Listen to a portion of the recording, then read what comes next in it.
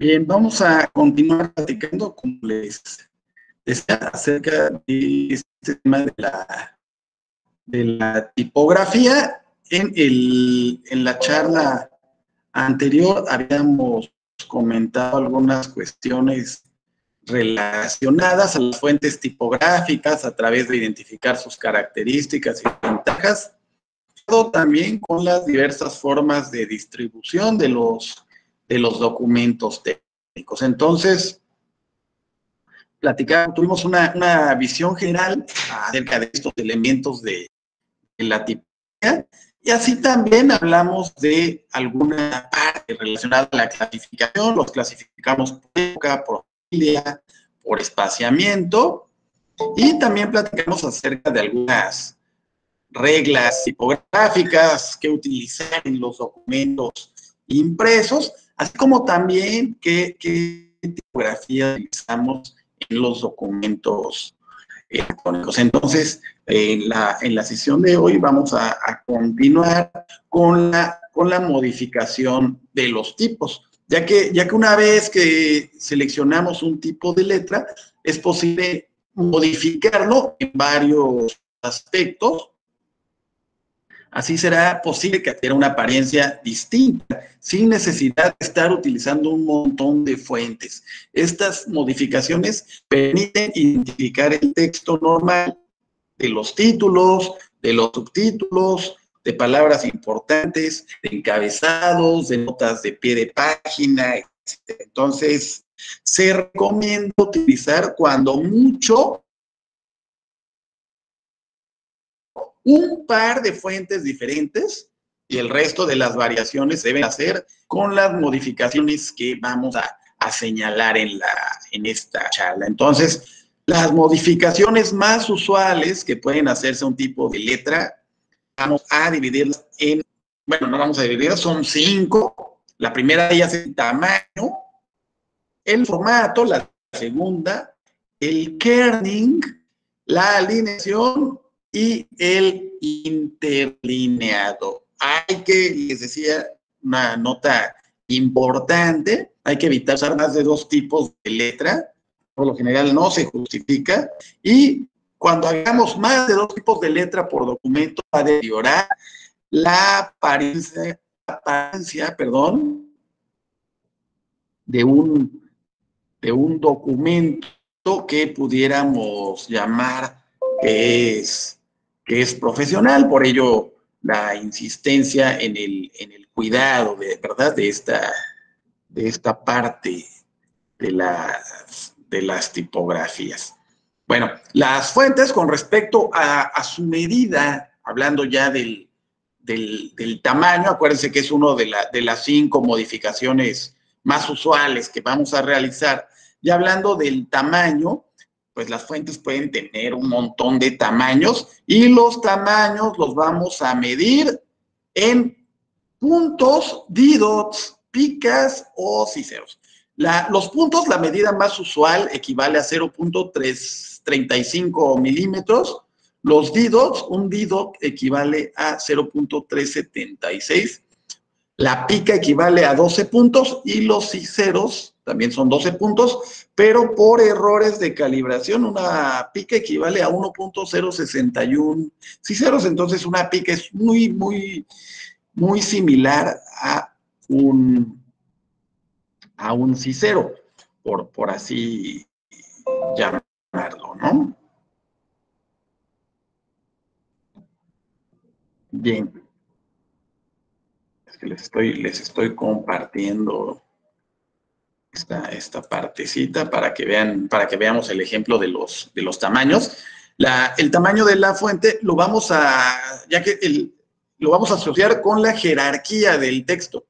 Según demuestran algunos estudios psicológicos, si la fuente es mayor, pues tendrá mayor jerarquía. Entonces, por ello se utilizan fuentes más grandes para los títulos. Un título debe ser mayor que un subtítulo, lógicamente, el cual será más grande también que un subtítulo, que a su vez será mayor que el texto que utilizamos normalmente.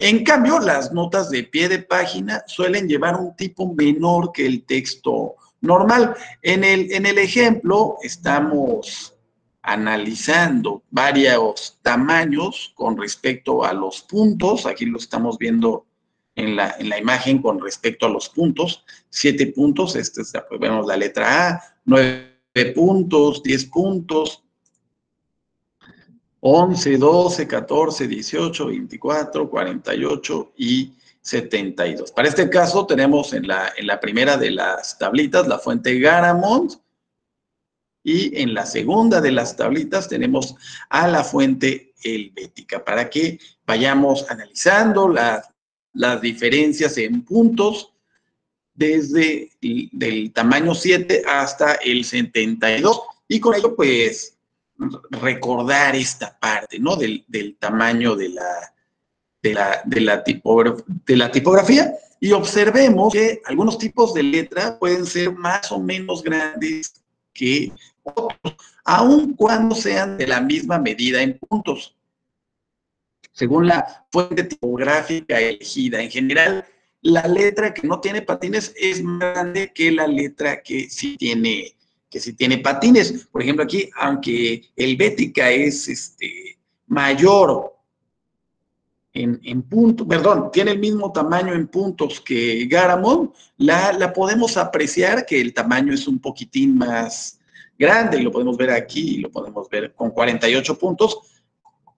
Aparentemente se ve un poquito mayor, ¿verdad? Pero bueno, la forma en la que vamos a usar el tamaño adecuado, ¿verdad?, de la tipografía, va a estar en función del medio de distribución, dependiendo del tamaño del texto, ¿no? Según determinado medio de distribución, pues ya veremos qué familia utilizar.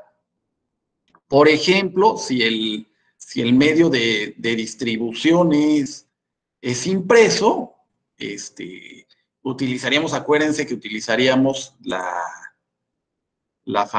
esta familia que hemos denominado con patines, y que el texto iría de 9 a 12 puntos, y los títulos y subtítulos 4 puntos más del texto normal en cada nivel jerárquico. Por ejemplo, si tenemos un subtítulo y nosotros elegimos el tamaño 12, le tendríamos que sumar 4 para que este subtítulo tuviera 16.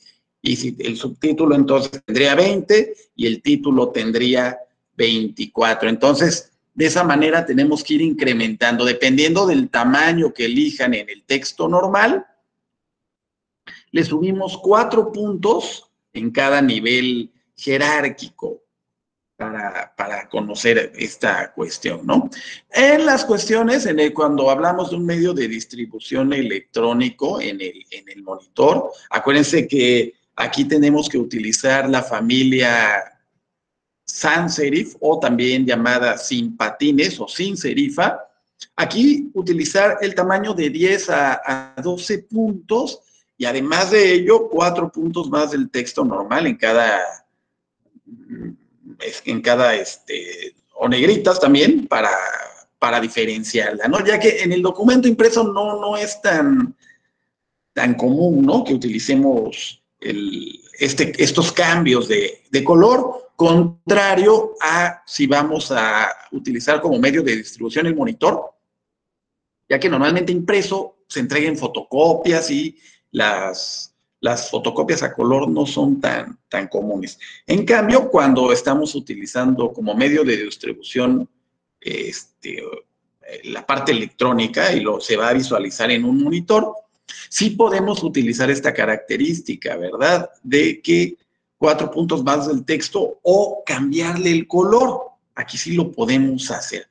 Y por último, cuando estamos en proyecciones, cuando estamos realizando presentaciones digitales, que esto ya lo hemos comentado en algún momento, también utilizamos esta familia sin patines. Esto es normalmente en documentos electrónicos, con un mínimo de 18 puntos para presentaciones digitales, para proyecciones, y en el texto le sumamos 4 puntos más. Entonces, por lo menos 48 más 4, los títulos vendrían teniendo por lo menos, ¿no?, un tamaño dividido para que pudiéramos diferenciar entre el título y el texto normal. Normalmente en documentos electrónicos que estamos proyectando, pues nada más nos dice el título, ya el cuerpo de nuestra proyección. Normalmente no vamos a agregar un subtítulo en ese tipo de trabajos. Algo bastante importante que se me estaba olvidando recalcarles es que verifiquemos siempre que el texto sea legible para todos los destinatarios y de un tamaño agradable a la vista, porque nosotros vemos bonito y a lo mejor los demás no, ni siquiera dicen, eso está bien feo, ¿no? Entonces, pues bueno, ir por ese sendero. Ya hablando del formato de la tipografía, acuérdense que habíamos tocado algunas partes que podemos modificar. La primera de ellas está el tamaño, la segunda es precisamente el formato de la tipografía, y a través de la modificación del formato es posible cambiar también la apariencia de las letras, no solamente con el tamaño, y conservando también la fuente. Estos formatos que brindan la mayoría de herramientas computacionales, por ejemplo, como Microsoft Office, en toda la suite de Office, o las alternativas libres como LibreOffice o OpenOffice, o las alternativas también del sistema operativo de Mac, que también tiene su suite de oficina, pues van a permitir o van a brindar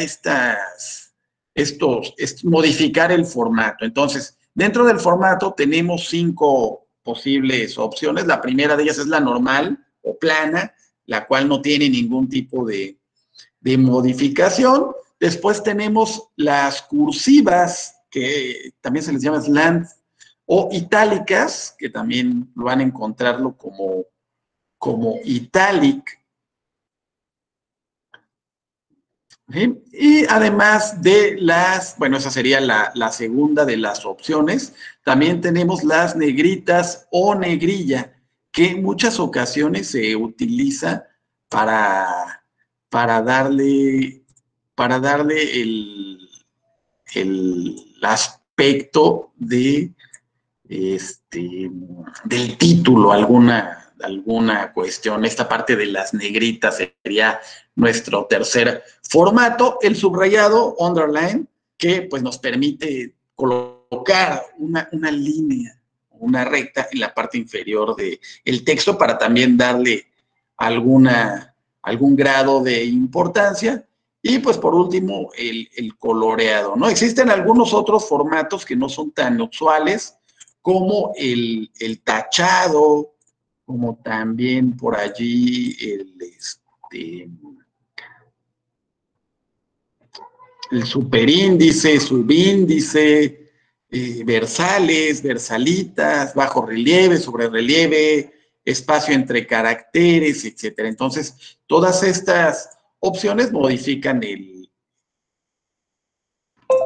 texto a pesar de que están de alguna manera con el mismo, sin modificar la letra, sin modificar la tipografía, ni el tamaño, únicamente el aspecto de la tipografía. Aquí vemos un ejemplo con la tipografía helvética, pero pasando por cada una de los formatos que hemos mencionado. La parte normal, la parte cursiva o itálica, la negrita o negrilla, boldface también, o bold nada más, también la conocen así, la helvética subrayada, underline, o la versalitas, que es la que les estaba yo comenzando. La versalita no es tan común, como por ejemplo, aquí no viene el ejemplo coloreada, pero aquí tenemos versalitas que les digo no es tan común, simplemente es que le dan un poquito más de altura a cada una de las letras mayúsculas. Pasando a la parte de los usos, la mayor parte del texto la vamos a escribir en el estilo normal, es decir, sin modificaciones adicionales, y el resto de los estilos, llámese cursiva, itálica, negrita, subrayado, etcétera, los vamos a usar de forma muy esporádica, ya que su función es únicamente destacar exclusivamente algunas palabras. Si un estilo se ocupa con demasiada frecuencia, va a dejar de destacar y va a perder su función, además de hacer el texto desagradable a la vista. Entonces, los usos más frecuentes de los formatos, por ejemplo, el uso de la cursiva, lo vamos a utilizar para citar frases textuales, a lo mejor palabras en otro idioma, algún nombre de alguna marca y títulos encabezados o algún término importante. Para ello ocupamos la cursiva. El uso de la negrita lo podemos utilizar para destacar términos importantes también o que aparecen por primera vez en un texto, títulos o encabezados. Y el uso del subrayado para destacar títulos encabezados o términos que sean importantes. Actualmente se suele utilizar el texto subrayado y coloreado en azul para denotar vínculos o enlaces cuando estamos en documentos electrónicos. Entonces hay que tener cuidado en ese aspecto, ya que la mayor parte del software identifica automáticamente los vínculos con este formato. Por lo tanto, por ningún motivo debe usarse para otra función, ya que la mayoría de los lectores lo interpretarán como si fuera un hipervínculo hacia alguna otra página. Pero bueno, la tercera de las modificaciones más usuales que se pueden hacer es el kerning. No sé si habían escuchado hablar del kerning. El kerning es una corrección óptica que permite que una letra invada el espacio de otra con el objetivo de eliminar espacios entre ellas. Se sugiere este uso del kerning en letras que son bastante grandes o cuando se escribe únicamente con mayúsculas. Solo algunas herramientas de tratamiento de texto incluyen esta posibilidad. Enseguida vamos a ver un ejemplo con kerning y sin kerning. Aquí si observan cuidadosamente, van a ver que la letra A, si hay un espacio entre la A y la B, y entre la B y la A, y la A y la N, y me puedo seguir con todas. Dense cuenta que sí existe ese espacio entre ellas. Esto lo llamamos que sin kerning o que no tenemos este kerning, ¿no? Cuando se aplica el kerning, ya pueden notar que la letra A invade un poquitín la letra B. Así también la A invade, digamos que acá ya está invadiendo la letra B.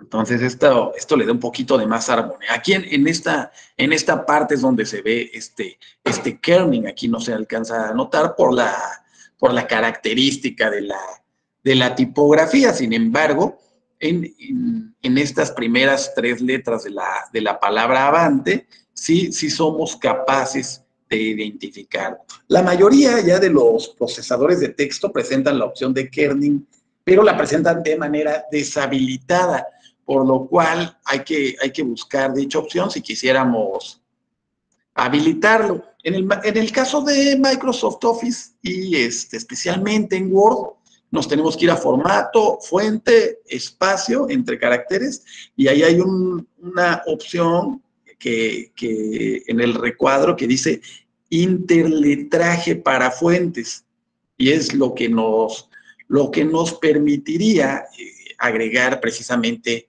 esta opción. Bueno, esta sería la tercera, ¿no? de las opciones que le podemos agregar de las modificaciones, que podemos hacerle a los tipos de letra. Para pasar a la cuarta, que sería la alineación. A lo mejor la alineación seguramente ya la han conocido, pero no está de más que la sigamos comentando. La alineación del texto es la posición horizontal con respecto a los márgenes. En general, la alineación puede ser a la izquierda, puede ser al centro, a la derecha, justificada. Cuando hablamos de justificado, significa que lo tenemos que alinear tanto a la izquierda como hacia la derecha. Entonces, a eso nos referimos cuando hablamos de que un texto está justificado. Existen otros tipos de alineación, como el caso de las cantidades monetarias que suelen interlinearse con respecto al punto decimal. Si colocamos un conjunto de números, se colocan todos con el punto, ¿verdad?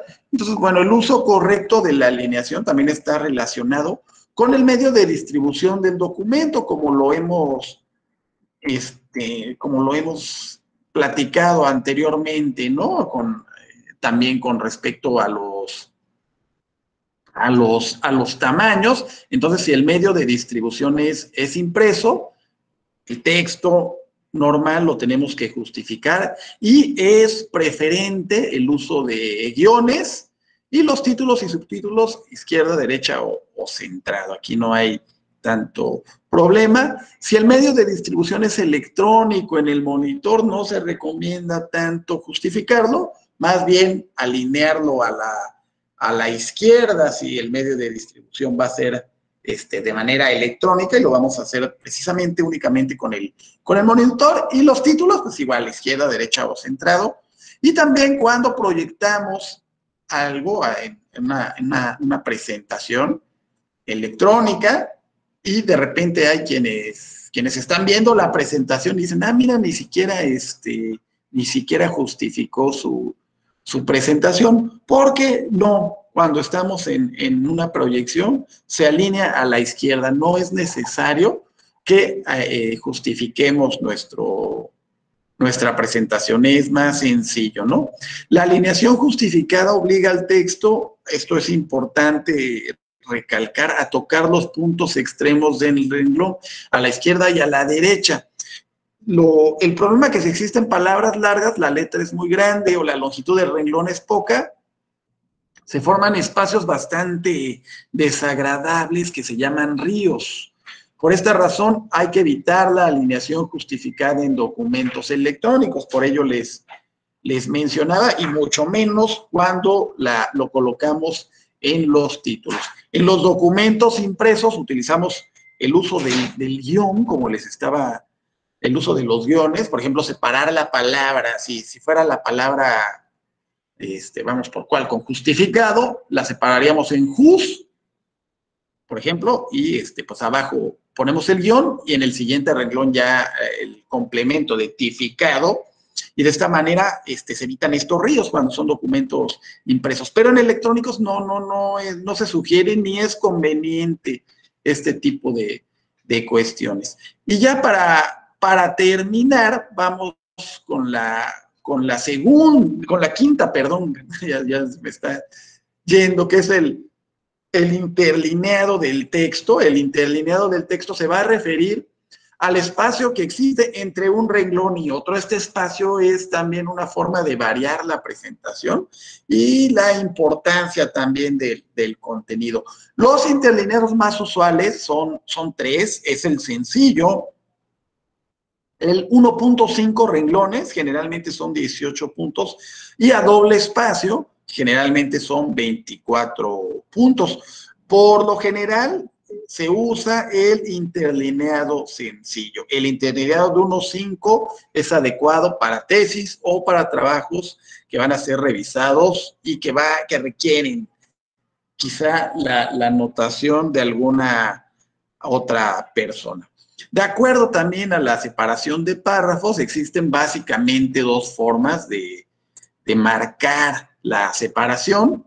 Colocar una sangría de primera línea, es decir, un pequeño espacio a la izquierda al inicio de cada uno de los párrafos, y colocar también un espacio de medio renglón al final del párrafo. Esta última forma es muy conveniente, ya que de alguna manera rompe la monotonía de la lectura. Entonces, el software para elaborar documentos permite normalmente que se coloque automáticamente un espacio inferior al párrafo, ya sea de medio renglón o de la mitad de puntos del tamaño de la letra normal. Esto nosotros lo podemos separar sin ningún problema cuando estamos, bueno, manipular muy fácilmente con algún procesador de textos. Y la separación de títulos, también de la misma forma, debe darse siempre un espacio adicional a los títulos, tanto hacia arriba como hacia abajo, ¿no? Esto para separarlos del texto que les antecede y, pues bueno, para separarlos también del texto que les sigue, de alguna manera, para ayudar al lector a comprender esta organización del documento. Hay que vigilar siempre que el espacio hacia arriba de un título sea mayor que el espacio hacia abajo. De esta forma el título queda unido visualmente al contenido y separado del contenido superior. Es importante cuando estamos trabajando con los procesadores de palabras que separen los párrafos o títulos con renglones, ¿no? Pero que no utilicen los enters, estarle dando enter, ya que todos los programas para elaborar documentos permiten crear esta separación de párrafos de manera automática, generalmente dentro de la definición del párrafo. Entonces, evitemos estos enters que aplicamos para modificar precisamente el espacio que hay entre los títulos, o sea, que no dejan de ser importantes estos espacios, sin embargo, pues sí los tenemos que manipular de esta manera. Y bueno, ya ahora sí, ya para terminar, a manera de resumen, les voy a dejar 9 reglas tipográficas para documentos impresos. Cuando estamos hablando de que nuestro medio de distribución es el que les describo, en la parte impresa, el primero de ellos es escribir la mayor parte del texto con tipografía serif o con serifa de 10, 11 o 12 puntos. El segundo, evitar usar únicamente mayúsculas, esto disminuye la legibilidad. El tercero, no mezclar más de 2 tipos de letras, esto ya lo habíamos mencionado. El cuarto, mantener una diferencia de por lo menos 4 puntos entre textos que tienen distinta jerarquía y usan la misma fuente. Me refiero al texto normal, subtítulo o título. El quinto, separar los párrafos de manera automática con medio renglón. El sexto, usar con mesura y sentido negritas, cursivas, itálicas, subrayados. El sexto, mantener ya voy en el séptimo, ¿no? Mantener el texto en un tamaño legible, pero nunca excesivo. El octavo, usar una alineación justificada, acuérdense de los tipos de alineación. Entonces, utilizar justificado para la mayoría del texto, si es que va a ser impreso, ¿eh? Y verificar, acuérdense que el procesador o el software coloque guiones de manera automática. Y el último de los puntos, el noveno, usar alguna fuente sin serifa, ahí sí podemos utilizar sans serif, para títulos y subtítulos. De esta forma van a destacar más sobre el texto normal. Estas son las 9 reglas para documentos impresos. Y bueno, para documentos electrónicos también vamos a numerar, pero aquí sí vamos a numerar 10 reglas en resumen ya de lo que hemos estado platicando. La primera es usar únicamente tipografía sin serifa o sans serif o sin patines de por lo menos 18 puntos. Acuérdense que esto para presentaciones, ¿eh? Esto va a resultar más nítido. Evitar usar únicamente mayúsculas, disminuyen la legibilidad. El tercero, revisar que exista alto contraste entre el texto y el fondo. Esto alguna vez lo hemos comentado en videos anteriores. El cuarto, no mezclar más de 2 tipos de letras. El quinto, verificar que exista una diferencia visible entre textos de distinta jerarquía, ya sea color, negrita, algún cambio en la fuente o el tamaño. Separar los párrafos de manera automática. Este sería el sexto. El séptimo, usar con mesura y sentido las negritas, itálicas y subrayado. El octavo, mantener el texto en un tamaño legible, pero nunca excesivo. El noveno, usar alineación a la izquierda para la mayoría del texto. Acuérdense que si justificamos, pueden crearse ríos entre las palabras. Y el décimo, por ningún motivo marquen de manera semejante a un hipervínculo un texto que no lo sea. Acuérdense que podemos caer ahí en algunos problemas. Entonces, bueno, van a creer que es un hipervínculo y le van a querer dar que eso sería la décima de las reglas tipográficas. Y con estas reglas nos vamos a despedir de esta entrega y nos estaremos viendo en la próxima. ¿Sale? Nos vemos.